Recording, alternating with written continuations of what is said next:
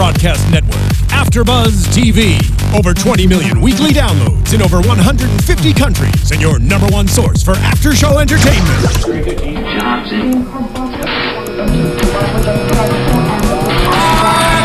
AFTERBUZZ TV, the destination for TV superfans. Producing aftershows for over 300 of your favorite TV shows. Interviewing celebrities and showrunners. And bringing you behind-the-scenes exclusives. All thanks to E! Entertainment's Maria Menounos, producer Kevin Undergaro, and internet leader Akamai.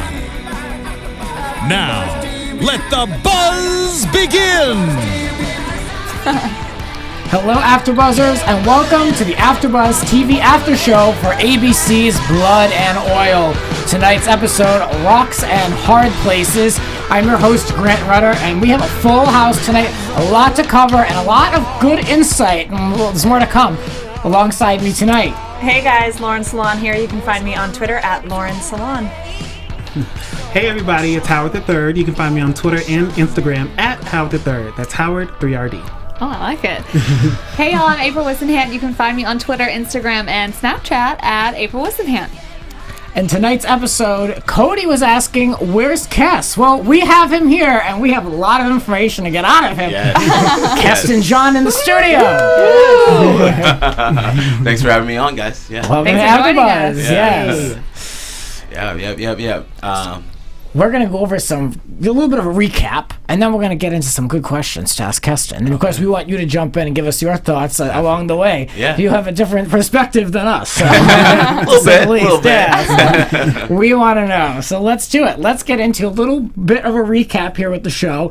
The character that stood out to me is it's Gary. This guy. Yeah. He reminds me of like Horace and Jasper in 101 Dalmatians. He just keeps like going through it. He keeps on coming back. He always looks worse than we saw him last. He's just a mess. I kind of like Gary. Oh, Yeah? I'm going to go for it. I kind of like do Gary too. in the sense that he's like, you did this to me. Obviously, he was a part of it, but he's like, I'm getting mine too, honey. I'm not just rolling away with a broken arm and Bobo car. I just feel like he always comes up with these like such cliche like villain lines and stuff, you know, and it is a little cliche. Yeah, so I'm ready to see him go. I mean, I like him. I like him, but then I don't like him. I'm like in the middle with him. I like him because he's like really about his blackmail. Like he will go on. I will blackmail you to the end. Well, he's the only one that has anything on Wick, so you know what I mean. It's like gotta keep him around. There you go. I thought he was dead when the car flipped and we had the electrical wires. Right. But I'm glad that he is still here to torture everyone on the show. And of course, he creepily like comes up behind one of the big oil rigs and is like, "Nope, didn't lose me." I like that we all kind of have a similar opinion on it because of course the last scene, which we'll get to, was really horrid and awful and everything. So I was like, can I really go on air and say I like this guy? But I think he's just kind forgot about that part. Yeah, but I'm like, you know what? I think he's just I can see the entertainment value behind him just being a mess. Right. Mess. Yeah, He is indeed a mess. yes, hot mess. Yeah. So Clifton, who was working alongside Billy, we saw that he had this heart attack, and he said it's a young man's game. So I don't know if we're done with this guy, this character, but it kind of lights a fire under Billy to figure out the next thing around the corner, and now he's going to get involved with getting these oil rigs, right? Right. Yeah. So he's always coming up with a new idea. I think, Clifton is there. Well, you can tell me more, hopefully, anyway. But Clifton is there to be like that, okay, you can do this type person, and then I don't see it going much farther than that. So I don't know if they would hopefully they won't, just straight up he's the old wise voice of reason for Billy. Because the guidance. I thought that was gonna be Haps. I thought that was gonna be Briggs. Same. And then of course it's not anymore. So I think that he needed that because he has no one there. We don't ever see a family, they're far away from their family. So I think that that's what Clifton was there for, is to be like, okay, you need to learn this lesson. This has to happen to you, okay? But you can do this, and so I don't know if we'll see much more of him. Right. Well, I think that Billy's going to figure something out, or weasel his way into McCutcheon somehow, and then give Clifton a kickback in some way, because we already know that he blew that money that Billy gave him so quickly, and he doesn't have really any retirement or anything like that. So I think Billy will, pay it forward when he finally finds something that he's got the niece in there now. So, now that Billy and Cody are fighting, I mean... Well, I thought that last episode, because they're setting up like so many different... Or not setting up. People are in so many different affairs. Yeah. Not affairs, but like hookups, whatever. Whatever you want to call them. I don't know if they're completely legitimate on all stands, but they definitely had some chemistry. Niece, I'm blanking on her name at the moment, but the niece, Emma and Billy. So I agree. I think that's interesting that y'all kind of thought the same thing. Well, and when they were at the dig site with Lacey and Wick, and they're like, she's like, I should call the geologist or something. I thought they were going to call Emma, because she's a geologist. Oh, yeah. Though she wouldn't be working with them because of the whole, like, Briggs drama, that sort of thing. But I was like, this would be an interesting way to get that character more in the mix and get her hands weaseled into more. I see what you're saying.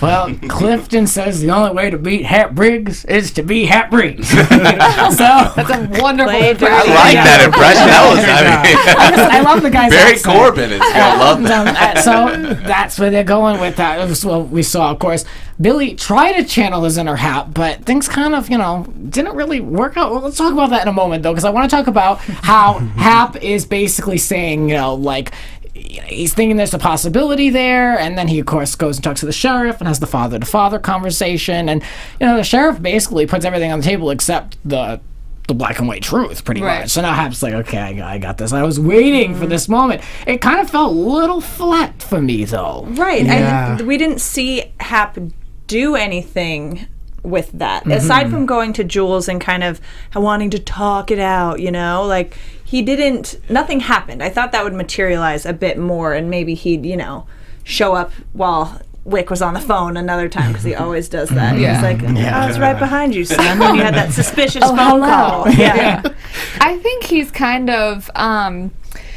I think at this point he thinks that Wick was involved in some way, but I think he is having kind of a crisis of conscience. Like, obviously, it's, okay, my son potentially held a gun to my face. Right. This is a very bad thing, but also we've been through so much, and he seems to be, from what Wick is saying, he seems to be wanting to mend the relationship a lot.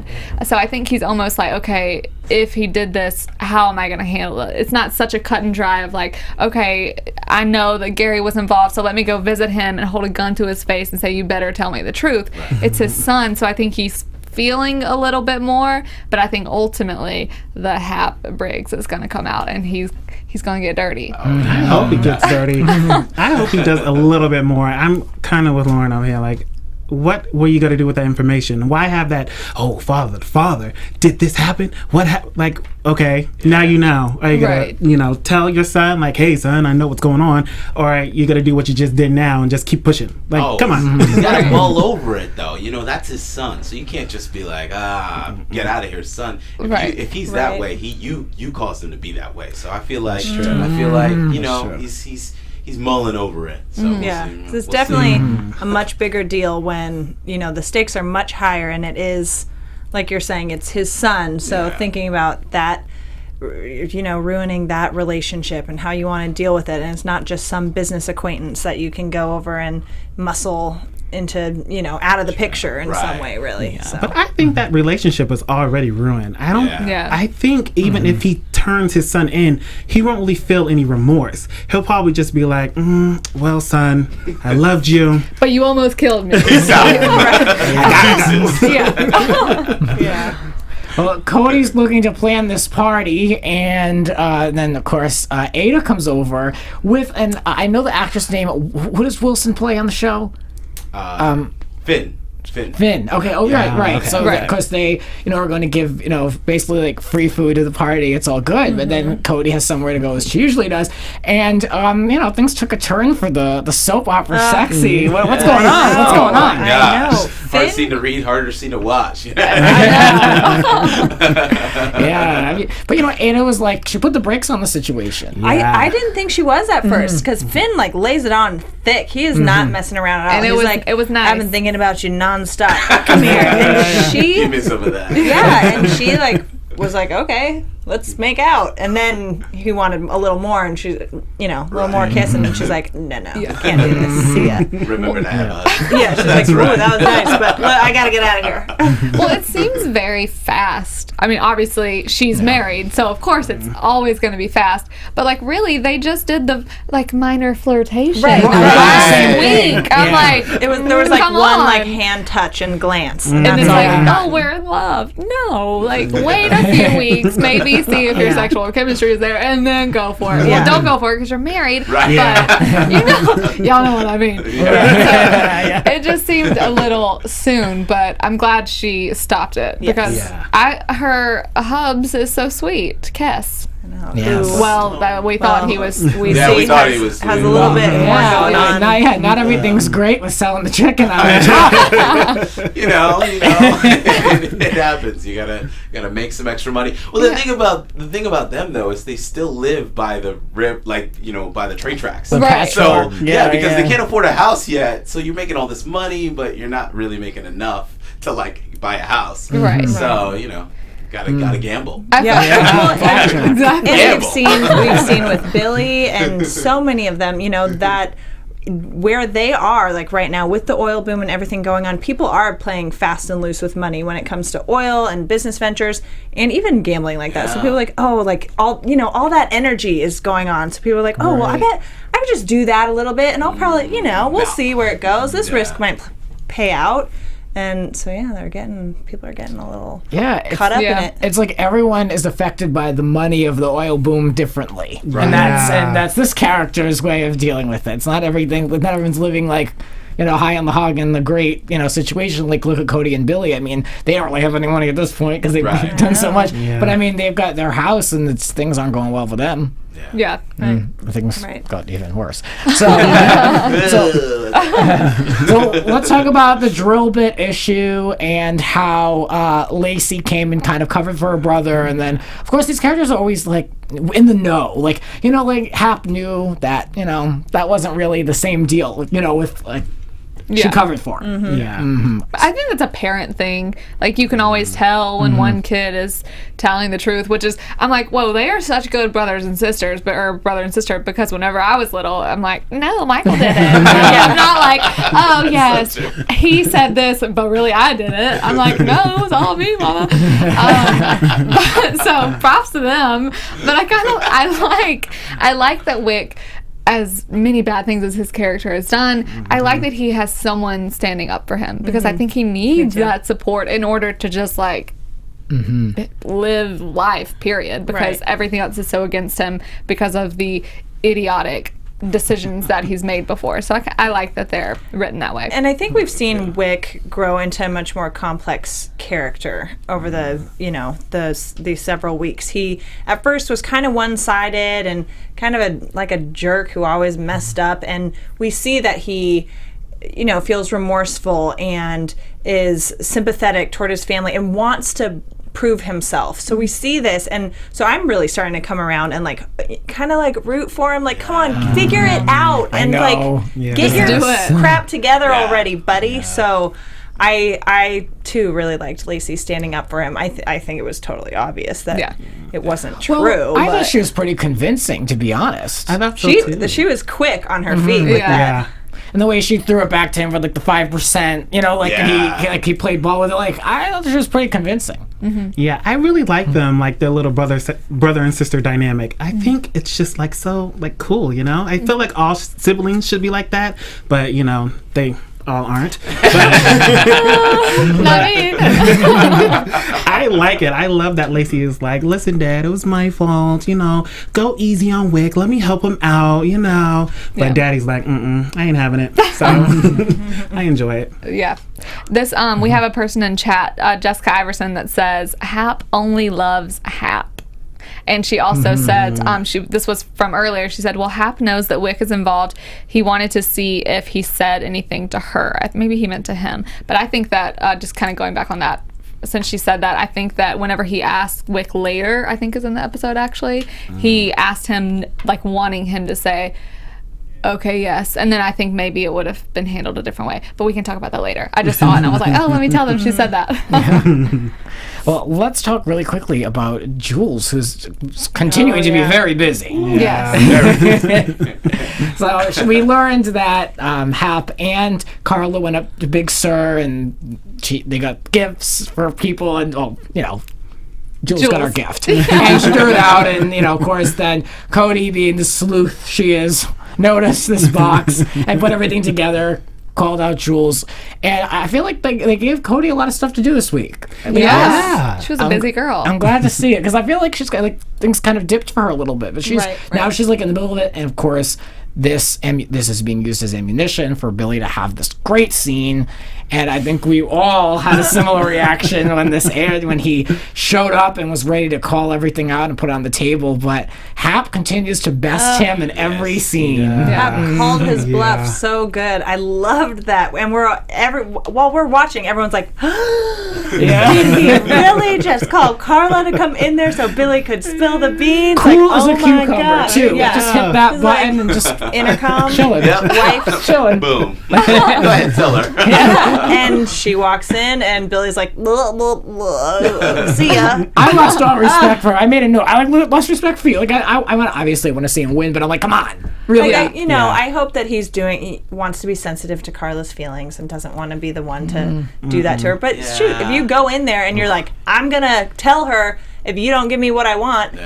Follow through, buddy. Right. I agree. I think it was one of those things like where Clifton was saying earlier, in order to beat Hap, you have to be Hap. Yeah. And I think it was the writer's way ultimately of showing that, like, okay, he can do some things, but obviously, like, Hap has no real friends. He is an evil businessman. I think it's their way of saying, like, okay, let's give him this ammunition in this situation where he could, but ultimately he's still going to be himself and do the things that he thinks is right. But I'm not gonna lie, I kind of wanted him to tell her. Me too. Because I was like, just do it. And but after he tells her, are you like, this guy is not a good person? True. I don't know. It goes back and forth. Yeah, for sure. I definitely wanted him to say something, but I was like, don't say something. Yeah. Because if you do, then you're him, and you don't want to be him. I thought that he was gonna say something, and she was gonna be like, yeah, I know that. I thought that too. I know. And we have an arrangement. Got it. Yeah.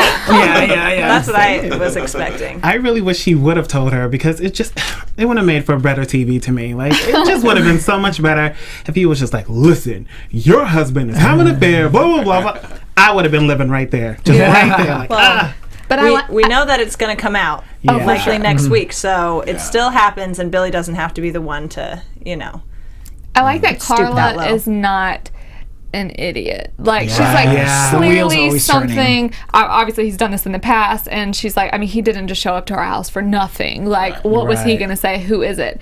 So it's like he did his job without doing his job because he created that turmoil. But because on the other hand, I could imagine her finding it out and then obviously being crazy pissed at him, but then she's like, I mean, I'm not getting a divorce from this cajillionaire, so then turning it into something that would be good for them, but her still like hating Hap at the same time.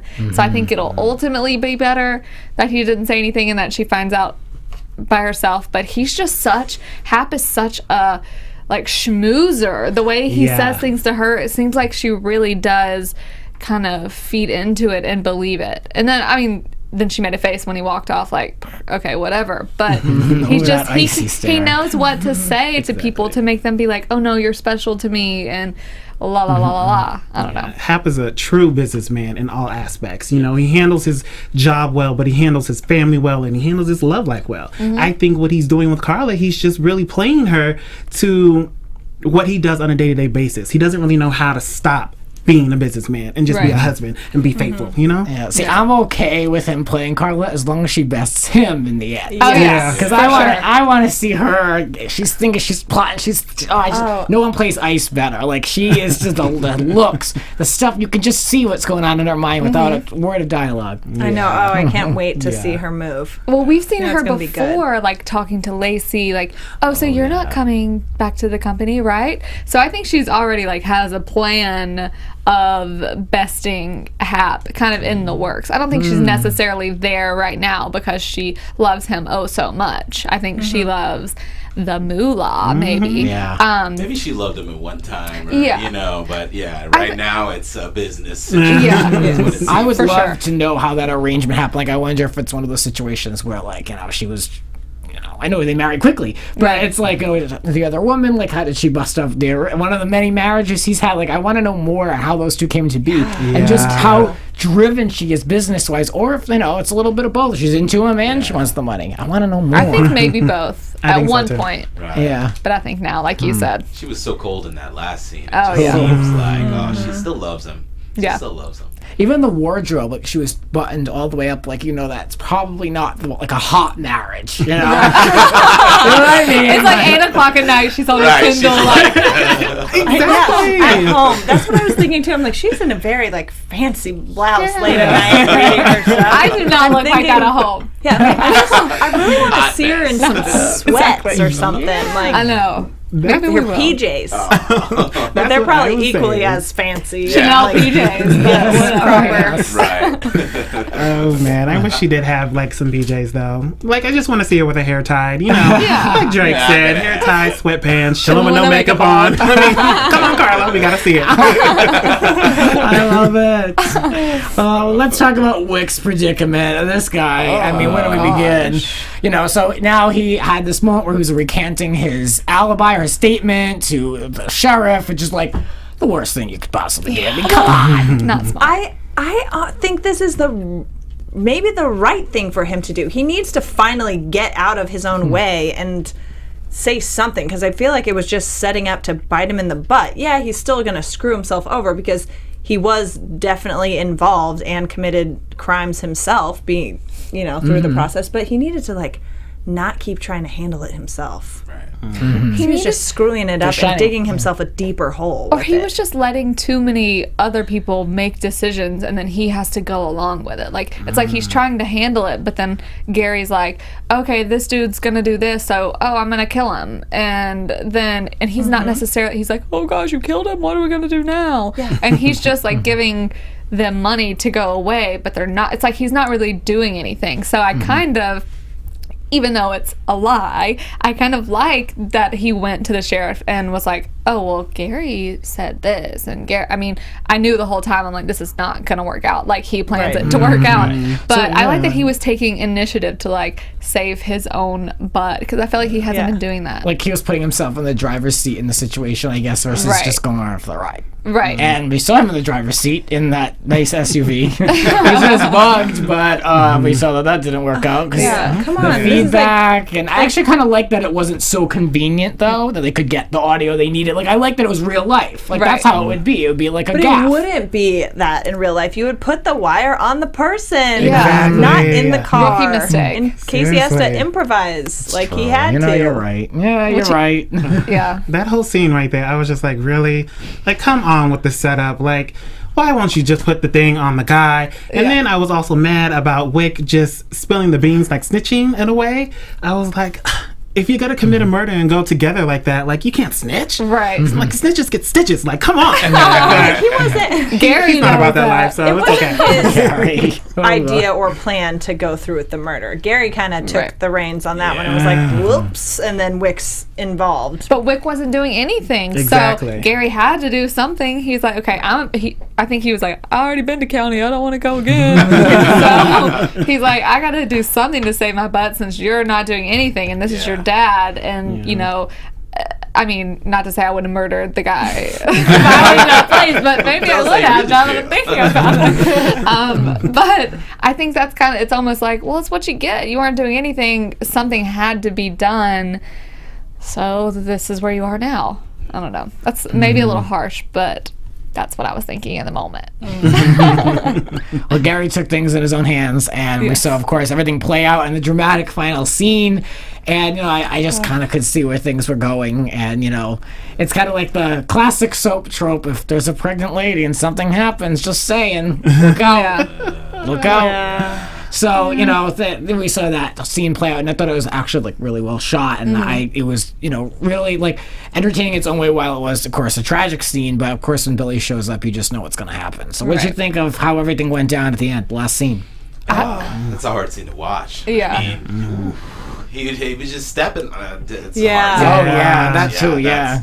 But yeah, once Billy comes in and he's like yelling, help, I'm like, nobody's there. Call 911. Call 911.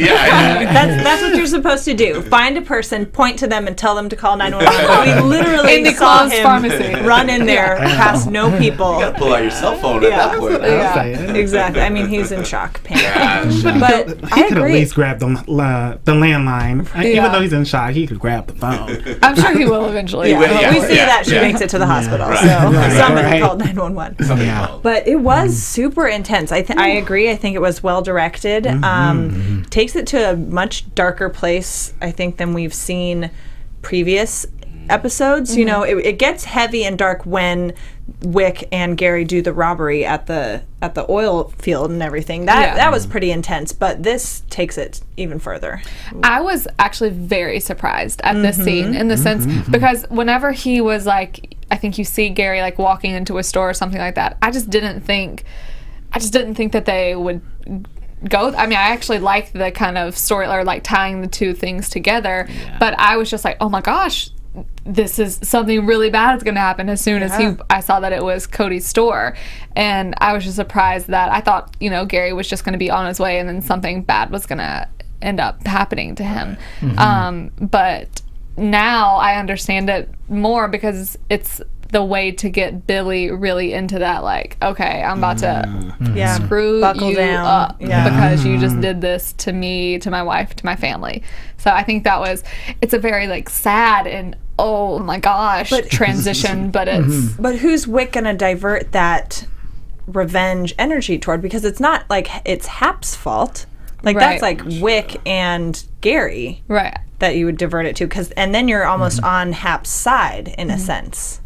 So you're talking about are you talking about who Billy's gonna attack? Who Billy's gonna divert that energy toward taking down. I think Billy should just put it towards the whole family. I mean, that's what I would do. I'd be like, listen, you came for mine, I'm coming for everyone's throat. Everyone, nobody is safe. He has a mask on when he's running away, right? Right. He does. So he didn't see him. He didn't see him. But she saw him. But she doesn't know who he is, right? Or right now she doesn't know who he is. Yeah, I don't know. It's a small town. I don't think she knows who he is quite yet. Yeah. She hasn't met him. But she did point out the arm, and perhaps Billy would notice this when he was running away, that, you know, there's a man running around with an injured arm. I mean... Or as soon as they talk to police, someone would definitely... narrow it down. It's such a small town that I feel like they'll be able to figure that out pretty quickly. Yeah. I don't know. It was crazy though. And didn't Cody see his face? Didn't she rip his mask? So you know, perhaps that won't be too much of a mystery for them coming up. But now they're gonna find the guy. So you know, the sheriff will just love to have the opportunity to look for him. He's got out for blood. I love that sheriff. I know. He is so into his job. He is. Now I got a murder to solve. Right. Yes, you do. Well, that was our recap, and I think we covered a lot of the main points, and so much. I mean, this episode was full of a lot of stuff. We saw a lot of even crossovers with characters and some real icy moments, so it was a good show. Let's turn our attention over to the guest of the show and ask some questions. Let's get some inside scoop about the show that we've been watching. Ask away. How did this all come about for you? What was the timeline? When did it all start? Started auditioning around March, and did the pilot, and that was in April, and then when the show got picked up, and we started in August, and man, just been in Park City, just doing it, loving it. Yeah, great. Yeah, and we're pretty much in every other one, so that's awesome. Yeah, it's been a lot of fun.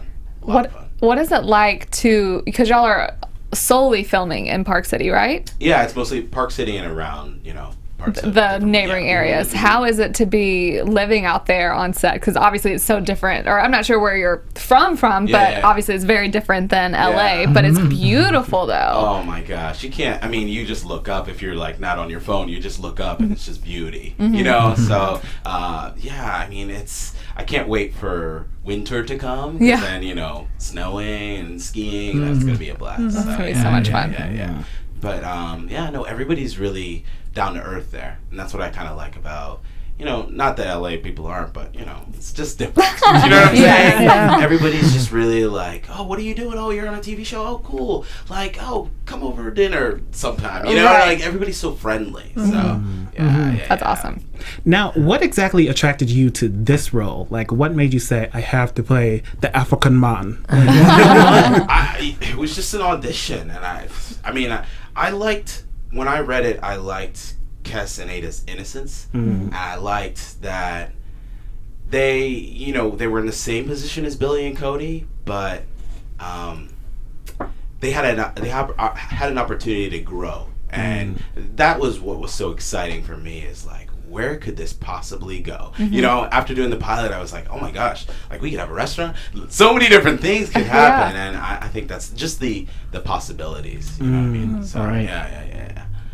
That's probably the thing that I like about your character and your wife's character the most is the innocence of it, because they're coming into a place where everyone is super intense and the roughnecks and everything, so whatever, but it's like, oh, this sweet couple who is innocent themselves offer this other sweet couple very innocent at the time anyway, at the time. They're not so much anymore, right. But help. So I like that about it the most, because it's just like, oh, everyone needs help sometimes. So y'all were very sweet to help them. You get to see how the world of oil is really affecting Williston, North Dakota right now, and how good people come there, and some of them become bad, some of them wash out and go home, and so you get to see like how that is being affected, how money affects different people. I like that. I like that a lot. Have you guys had a chance at all to go out to North Dakota to kind of see? No, I mean we haven't. But I mean I've watched so many documentaries on just what's happening there as far as just the boom. Although right now it's in a bust, but who's talking about that? Just the boom and how there's no places to stay, and all the negative things that are happening too. So no, it's been very informative as far as that. Rent is more than here. So, no way. So that's Can't imagine is a it world really? where it's any more expensive. Well, you remember in the pilot where they go to rent the one bedroom. Oh yeah, and it's like $2,000 It's a dump. ridiculous. Like where we live in Patchwork on the show, the writers took from what is supposed to be a Walmart in North Dakota. Oh, so really? People are living in a Walmart that. parking lot, and they call it Patchwork. Oh, that's amazing. And the cold, freezing weather. So now you would know why I would gamble away our savings to try and get a house. We need some heat. Right? Was the character, when you came in to read for the audition, was the character's name Kes originally? That's a pretty fun coincidence. Very similar. Yeah, it's like casting made a joke. They're like, Keston playing Kes, and like everybody laughed. Hey. Maybe that's why I got it. I don't know. You're like, yes. Yeah. That's great. So yeah. Now, in the role, because you speak with a dialect, have you studied that, or is that kind of, you always had that skill, or what did you do? Yeah, we definitely worked on that with a dialect coach, and I actually was on 24 long time ago. Oh, cool. And that was a Nigerian character as well. I mean, we watch a cool web series. It's a MTV web series called Sugar Naija, and me and Yanni, the actress who plays my wife, will be like watching that. Like, so we've already worked with our coach, and we're like, it just gets us into the mood of like that Nigerian world. So yeah. Cool. Can you do any other accents? Oh. Yeah. I mean, we gotta hear them. My family's from Grenada, West Indies. So, I mean, what do you want to hear, man? AfterBuzz TV, AfterBuzz Network, Blood and Oil. We here doing our thing. That is amazing. So yeah, Nice. and I get into Cockney, and just that's what Yeah, I that's do. what you gotta do. It's Yeah, what you you gotta do. right. So you Have can a play bunch up different your roles. sleeve. Exactly. One of my favorite things about this show is actually the accents, because I'm from Alabama, and when I see people everyone thinks that people from Alabama, we all talk like this. Right. And I love that they definitely put on the Southern accent, but it's not too thick, because it's like, no, majority of people don't talk like this. Right. Not that there's anything wrong with that, of course, but with some shows, when they just overdo it with the Southern accents, I'm like, no. But everyone on this is great, and yours is amazing for sure. And it shows with the show just how many people are flocking to that area for the opportunities, because we've got Jules with her British accent and people Southern accents, and then African, like everything. So tons of people are, they're trying to show the diversity of the area. Yeah, it's kind of crazy. Heck yeah. What else? Well, do we have any questions in the chat? Anyone have any questions for us? No, If not, they're I just can talking keep about asking. they're talking about the episode. Fantastic episode. Oh, They say. Nice. there you go. And then talking about the villain at the beginning, just all throughout the episode, different comments. So what has been some feedback that you've received, and kind of maybe more along the line of a reaction? Has it changed, your life at all? Through Blood and Oil, or Through the show. Through the success of the show. yeah, you know what? The feedback's been great. People have been. I feel like if you like a nighttime soap opera, you are on this show. Oh, You know what I mean? definitely. So the feedback has been great, and people like the Castaneda story because I don't know. You want to see a couple do well. And so I guess we'll see what happens with it. Now Finn introducing the little packets, Right. and also Gosh. trying to take over my wife. But He's putting a lot of bad things in your life right just now. like I feel like he's like sent in by somebody. Maybe Hap has sent him in to try and wreck Cody and Billy's business. But the feedback's been amazing. So That's great. Yeah. Good. No, Go ahead. Sorry, go ahead. I'm just curious how, from a production standpoint, how it's also, are there sound stages there as well? Yeah, we shoot at Park City Production. It was actually we were the first show moving into the stages when we started. wow. They weren't even finished with the parking lot yet. We had trailers out there, and we were moving in. So we're the first show moving in. There's some sound stages. We have Billy and Cody's house in one of them. We have part of the inside of Hap's house and some different interiors. But yeah. Now the street they use where we saw the pharmacy tonight, that's, I assume, all real? Yeah, that's Main Street. That That is where if you go to Sundance, that is what you'll see up and down that street. So that's where the tack room is. Where Jules' bar is. So. Yeah. That's awesome. Cool. I love that they're using real places, because sometimes, there's New York Street and all that kind of stuff. But this, you can tell they're like, oh no, this is real. Especially in the pharmacy scene, I was like, to me anyway, I was like, looks like they're in an actual pharmacy. Yeah. So it's cool to know that they are in an actual pharmacy. I guess. Yeah, absolutely. Is the town actually really tiny, or how many people would you say? Not Williston or Park City? Park City. Oh, Park City. It's not that small. I feel like it has. Well, if you get in on a Wednesday, you can't eat at 9:30. Everything's shut down. Everything's closed. So that's small. Yeah. So it has that small town feel, but I don't know. If you go out on a Friday night, it gets pretty jumping. So it's and it's huge in the sense of it's Park City. That's how many people vacation there and that kind of stuff. Yeah. So, but right now, because it's off season, it's kind of has that more small town feel. You can walk down the street and not see anybody. You know what I mean? But when it gets cold, it'll be picking up. So lots of skiing and snowboarding. Yeah, I can imagine with off-season small town vibe, when you guys are all out there together, you as a cast get to spend some fun time together. So tell us, what kind of fun stuff are you guys doing? The cast is amazing. I just I've been hanging out a lot with Yanni because we have the most seats together. But just walking up to Main Street, eating, hiking. I know Billy and Chace and Adan the guy who plays Aiden, they've been going like bike riding and like I think they are doing triathlons now together. Oh my so gosh. yeah, so like there's a lot of downtime, and so you just gotta find a way to fill in the gaps, So yeah. So yeah. I wonder what Don Johnson does in his downtime. Right. I can't imagine him like doing triathlons, but I want to family out there, Yeah. So, I want to know where the house is that they use. That Oh my the gosh. little pond, whatever. You know what I mean? The little river that goes by. Like, that looks So wonderful. pretty. Yeah. Oh my goodness. Crazy. Lots of good stuff. Yes. Well, What about some other projects that you're working on? What do you got coming up? In January I have Vinyl coming up. I shot that. Director was Martin Scorsese. Okay. Oh, wow. Yeah. And that was amazing. That I play a pimp. So Nice. Oh. so yeah, I'm in the pilot for that. And yeah, I'm doing I did a movie with Nicolas Cage called The Trust, and so that'll come out in 2016.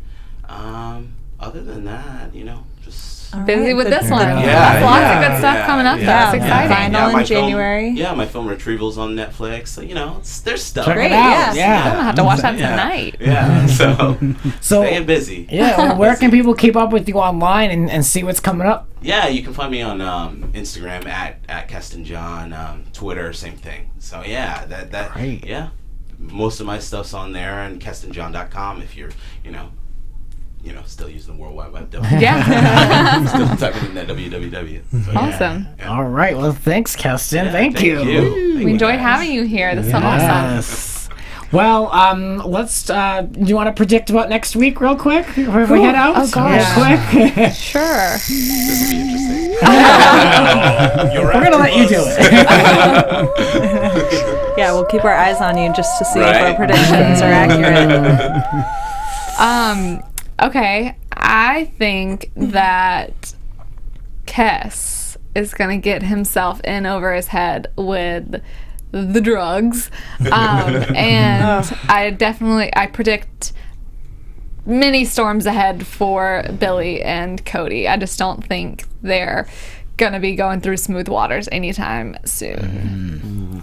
What do y'all think? Yeah, I'm around a little bit around that same thing. I predict Billy and Cody actually keeping the baby. I know that might sound a little weird. Okay. I don't think they're gonna lose it either. I see. It's something All about it right. where it's kind of like, this is going to be my miracle child, something like that. And I also predict Carla and Jules. I said it last week. They are going to go in, and I think they're going to come and be a team. I really see them teaming up together because it's more value for them to be together than separate. They can take down Harp together. True. Perhaps so. Okay, so I agree. I don't think that they're going to lose the baby. I think it's going to be really close, really intense, but I feel like that would just be too dark and too heavy for them. And really, And the blood was coming from her head. true. Well, not Or that it there could was be like like inside inside. the stomach. I don't know. I don't think that Kes is going to go the route of the drugs. I think he's going to be tempted by it, but I feel like what we saw with Ada, I think that he's going to, resist. Yeah. I think he's already gambled away all the money, and I feel like they're just good people at their core, and he's going to be like, no, man, can't get deeper into this wormhole. So that's what I think. I do not think that Carla is going to want to side with Jules. I don't, because she's about herself and, holding on tight to that situation. I'm curious how she finds out that it's Jules, though. Oh, yeah. I bet she finds that necklace in the safe. And she remembers that Jules was wearing it to the party. Right. There we go. Yes. Okay. Yes. Walking away. But you guys had some good predictions. Mine are pretty lame. Like I think that maybe they are gonna lose the baby, so that way Billy will just be like an animal, and that will really light the fire under him to really find that inner Hap, and really kind of use that situation to elevate himself, but also to get revenge. Yeah. So we'll see, and then of course the Carla situation, and I'm really curious to see the drugs. Who's gonna be involved? Like, how is that gonna cross over to the other cast? Like, who's gonna be roped into that? And is there a big cocaine market going on Williston? out there? We'll see. I You guess. never I guess know. we'll see. Yeah, man, this Finn guy, he's just all trouble. Yeah. I mean, you know, Gary can always partake in it. He's done everything else. Right. Yeah. He'll bring it full circle. Gary will do it. Well, you can keep the conversation going with all of us online. Please be sure to tweet us or Instagram, whatever your heart desires. You can find me on Twitter at Grants__rants, and check me out on my podcast, Grants Rants Hollywood Talk.